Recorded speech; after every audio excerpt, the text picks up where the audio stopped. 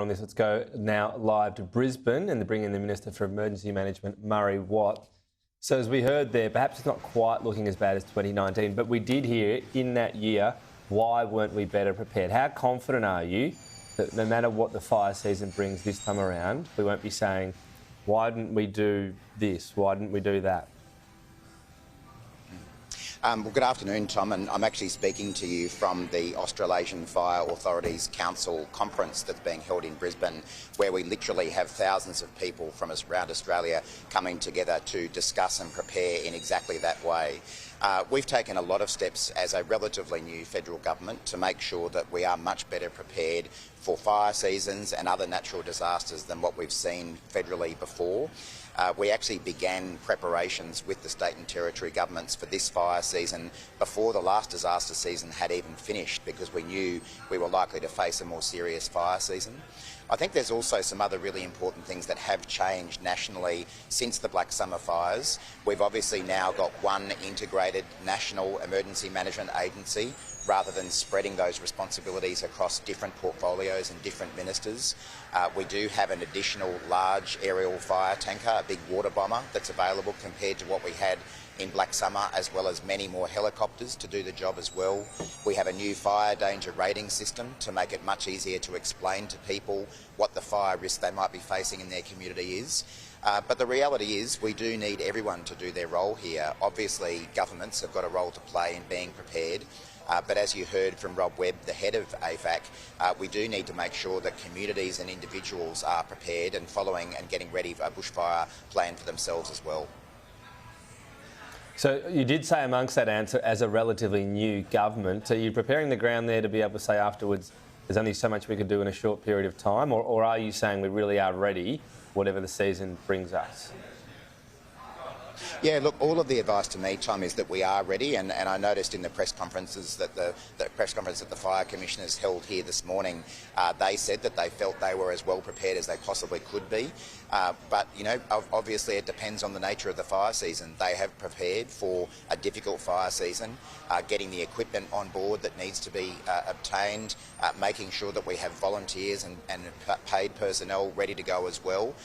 It has been more difficult in some states to undertake hazard reduction this season because of the wet weather that we've had, and that has hampered that.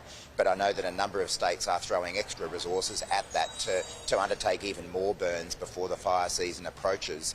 And I heard the Queensland Commissioner say this morning that Queensland has already taken a very large number of hazard reduction burns. So I feel confident that we've done everything that we possibly can.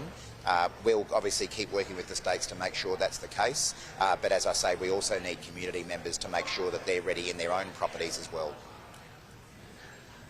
Okay, so despite the attempt, as you alluded to there, a lot of the hazard reduction burn has not been able to happen as much as you would have liked. The threat we're hearing about is grass fires. So do they tend to be faster moving, and does that mean when people are looking at their plans this summer, where previously they might have thought they had a certain amount of time to get out, it's a shorter amount of time, and they've got to sort of rethink timings around when they might leave? Yeah, grass fires do tend to move much more quickly than forest fires. Obviously, every fire is a different situation, but generally speaking, that's what happens, and they tend to be much more prevalent in rural areas as well. And if you look at that map that was released today from AFAC outlining where we're likely to see increased fire risk through spring, a lot of it is in inland Australia, in agricultural land. So what I've found, I guess being both Agriculture Minister and Emergency Management Minister, is that rural communities tend to really understand fire risk well. They have very good rural fire brigades with lots of community involvement, but I think it is going to be important right up until the fire season that those local communities are working with their local governments, their local fire brigades, to make sure they're doing everything they can and be ready for quite fast moving fires. Okay. I suppose on that front as well, when we're looking at resources, you said one large extra aircraft. Is that the extent of it? Do we need to look at something more radical? Where you are there, the international approach, do we see a future, particularly out of what we've seen from, Canada and what's happening in the States as well, that more and more aircraft can shift different places around the world depending on the fire threat? We might have a much bigger arsenal down the track. I think there's no doubt that with climate change and extending disaster seasons that we are seeing worldwide, that is at times putting pressure on different countries in terms of their ability to bring in extra aircraft from other countries, which is what's tended to happen in the past. It also puts pressure on our ability to bring in personnel from other countries, or our ability to lend personnel to other countries when we've got these overlapping fire and disaster seasons. But the advice to me has been very clear that we do have enough aircraft in place for the coming fire season, for the scale that we're expecting. And don't forget, as I say, that in addition to those large air tankers, the large planes, we have a very substantial number of heavy helicopters who do a great job in the water bombing. They actually can get in and out faster than big planes and refill water, drop fill more regularly than big planes, in addition to a large number of commercial aircraft as well. So when you put the fleet all together, large tankers, helicopters, smaller planes, the advice to me is that we are ready for this season, and I saw the Fire Commissioners confirm that this morning. But there's no doubt that as time goes on, that there is going to be increasing pressure, and we'll need to give consideration to that as a government. Water buybacks are back on the cards. The only way we'll get to the Murray-Darling Basin plan, apparently. This was announced by the Water Minister, Tanya Plibersek. How comfortable are you with that happening, despite states not wanting it to happen, and you, of course, as Agriculture Minister? Well, obviously, I support the government's decision and our election commitment to deliver the Murray-Darling Basin plan in full. And as the Agriculture Minister, I think that's important because preserving and protecting the Murray-Darling Basin is absolutely vital for Australia's agriculture sector. It is the biggest food bowl in our country. We have seen it under increasing stress because of the failure of the last government to actually recover the amount of water that's required. And that's why I support this as being in the long-term interests of agriculture. We recognise that there may be some communities affected more than others, and we want to work with those communities. But we've also said that voluntary water buybacks are certainly one of the options available to reach those water recovery targets, but so is water infrastructure, so is water efficiency, and I know that Minister Tanya Plibersek will be considering all of those that seems to have options. failed so far in terms of what it will get back. What you said there, the word the Minister said today, the Water Minister, voluntary. So if there are not enough gains out of voluntary and you're going to miss the plan, the total number of the amount of water that's meant to be returned to the basin, which side wins out? Well, we're confident that we can deliver the targets that were set under the Murray-Darling Basin plan all those years ago through a combination of voluntary water buybacks. What happens if you don't?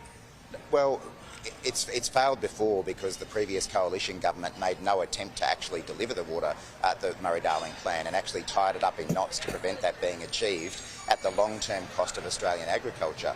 But as I say, what we're confident of is that through a combination of voluntary water buybacks, new water infrastructure projects that are being delivered particularly by states and territories, and by further water efficiency measures, that we can get to that target.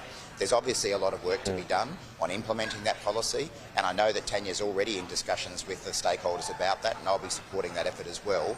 But we simply have no choice if we want to be able to secure the Murray-Darling Basin and the agriculture and the communities that depend upon it. We have no choice other than to deliver this plan rather than keeping on delaying, which is what we saw for the last 10 years.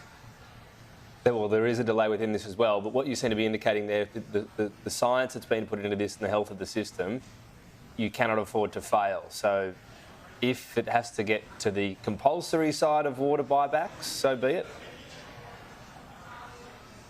I just don't think that's going to be necessary, and that's not our policy, Tom. Our policy is to support voluntary water buybacks as one of the options, along with infrastructure and water efficiency projects, and that's what both Tanya and I, as a member of the Cabinet, will be helping to pursue from here on in.